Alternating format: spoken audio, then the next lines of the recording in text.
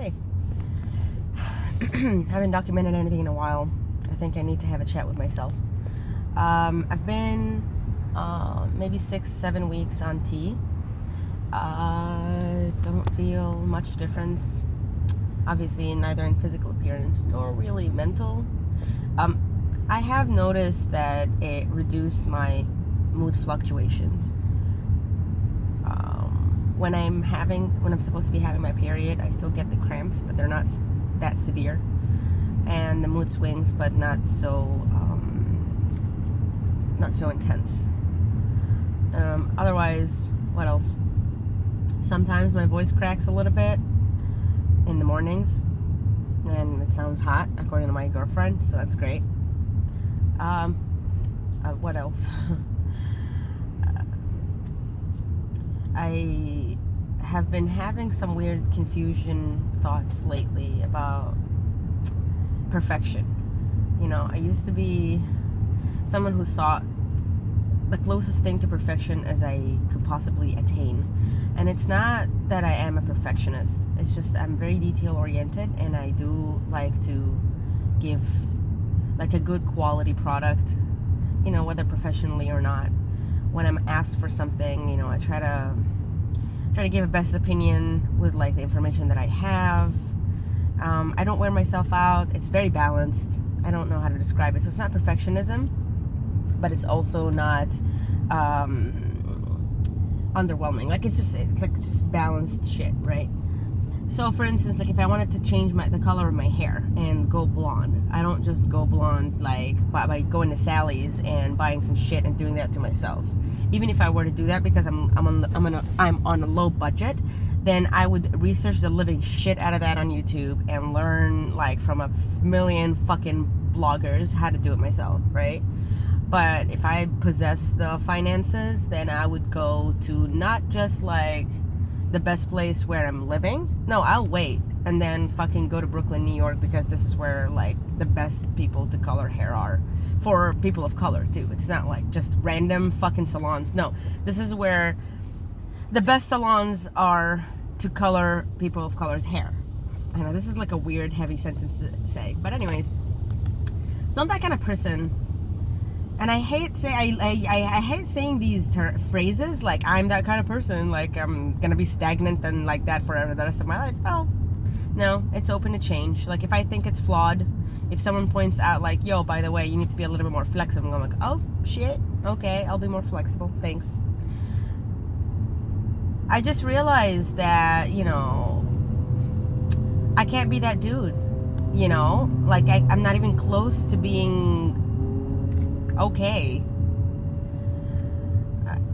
I think maybe this is just an irrational thought, but like I was a hot bitch, you know, like I was in the up 2%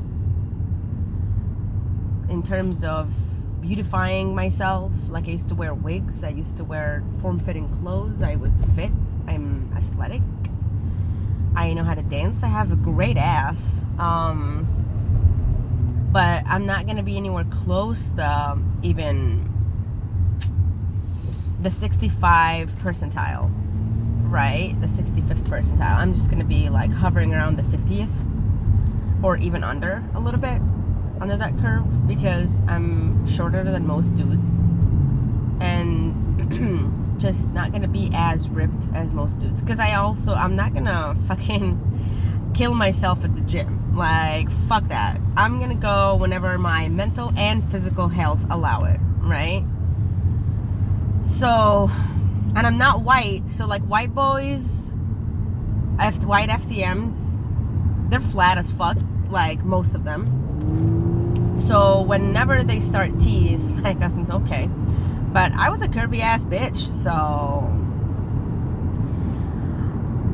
leaving perfection and hotness, like getting anyone that I want left and right, and I'm not talking about dudes, I'm talking about women and men equally, to just being like okay, right? And like now being a butch lesbian looking person, I'm still getting people. This is still like, whoa, what is this, right? Like it's still new and exciting. But once I pass as a dude who's just like unremarkable, like I'm gonna transition basically from being like seen to being, what is this? And then eventually to like, who gives a shit, right? So my ego is having a little bit of difficulty digesting this information. So that's one thing I was thinking about recently. Another thing is like, I'm not a committed person. Like I don't stick to one thing, obviously, ever. You know, if there's anything that I've committed to, is not committing to anything. So realizing that testosterone is going to be the thing that I commit to for the rest of my life is fucking with my head.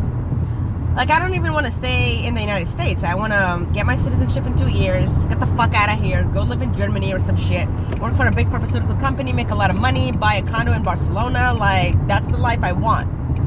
And knowing that I'm gonna be always relying on tea, and I know it's not like Europe, a fucking island in the middle of nowhere. They'll have tea. They'll have better fucking methods of administrating that shit. Like gel, you can transition to gel like I think 5 years in or some shit, so you don't have to worry about injections and all of that crap. But it's just a dependency. And let me tell you something about dependence. I have, oh God, like every time I think I like something enough, I have to cut that shit out of my life. Every time I think I have to survive using a thing, I fucking... Oxygen is... I know, it's a weird thought, but oxygen I have a phobia of running out of it because it's something that I need. Isn't that weird? Like, and you know what? I don't drink water. Like, if you know me, you know I don't fucking drink water. I'm like, I drink any other liquid except for water, except when I'm like, obviously I would eventually, but it's like the last fucking liquid I introduce to my body. And I know all of the health fucking violations. Drink more water, hydrate, blah, blah, blah. But yeah, anything that my body needs, I have to test its limits by not introducing to it or not giving it to it. Except for oxygen. I haven't figured that shit out, and I have all of these fucking nightmares or phobias about, you know, being in a place and trapped and needing it and not finding it sufficient. And I don't know how this developed. Like, what is this need that I have to cut off everything that I depend on, that I should have in my life? So, and every time I recognize something new, like, oh, I like nice food. Okay, I'll eat trash for 2 weeks. Or like, chocolate seems like a weakness. I fucking hate chocolate. I'm not gonna eat it. As a child. You know? What the fuck happened in my childhood that would lead to this? It's a memory that I don't remember, but I definitely know it's in my childhood for sure. Like, needing something and that being bad, right? So, needing a family, cut that shit out of my life. Needing nostalgia, move out of the country. I know these are not the only reasons why I moved out of the fucking country, and like getting away from my family was just the price to pay to get out of the country, right? But in general, so now I'm introducing something at this age that I will need for the rest of my life. Are you fucking kidding me? It's like a self-induced diabetes. Not as dangerous, obviously, as diabetes, and I feel like that's really unfortunate. Obviously, I'm not equating my tea thing to people who depend on insulin for a living, but that has always blown my mind. Like, oh my God, someone has to actually that's a horror movie. Depend on insulin, right? Or any other drug. It's just a horror movie to me. And knowing other people that also need to depend on other introduced external hormones to balance their bodies, that just sounds like, wow, how much strength do these people have, right? Like, that's fucking amazing. And here I am coming here unreliable and being like, yo, I don't want to be depending on anything, and I want to just live my life unattached, unhinged, basically. And then, you know what? As an afterthought, let me fucking get testosterone for the rest of my life. You know, I just realized that maybe this is something that I need to work on, like accepting dependence or dependability. No, dependability is when people depend on you. Sorry. Yeah, accepting dependence and not rejecting it, not rejecting people who can help. It's so strange. Okay, another topic that I want to talk about is fitting somewhere.